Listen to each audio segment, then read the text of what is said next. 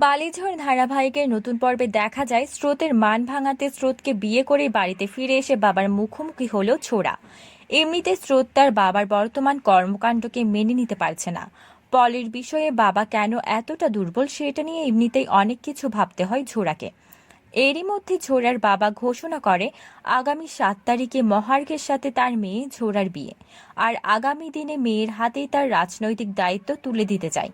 যে দুটোর একটাও চায় না ঝোড়া, আর যার জন্য এসব চায় না সেই স্রোত যখন এসব শুনে অভিমান করে ঝোড়াকে ভুল বুঝেছে, তখন ঝোড়া স্রোতকে বোঝাতে ব্যর্থ হয় যে সে মহার্ঘ ও রাজনীতির দুটোই ছেড়ে চলে এসেছে।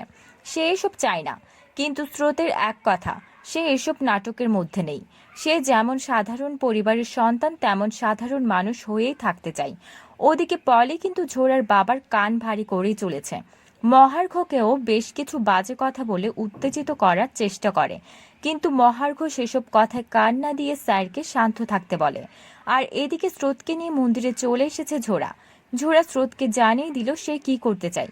তাহলে কি এবার স্রোতকে বিয়ে করেই বাড়িতে ফিরে এসে বাবার মুখোমুখি হবে ঝোড়া, নাকি ঝোড়া বাড়িতে ফিরে আসার পরে ঝোড়াকে বাড়িতে আটকে রেখে মহার্ঘের সাথে জোর করে বিয়ে দিয়ে দিবে ঝোড়ার বাবা? বন্ধুরা, তোমরা কোনটা চাও? এক্ষুনি একটা লাইক দিয়ে এবং কমেন্ট করে জানিয়ে দাও তোমাদের মতামত। ধন্যবাদ।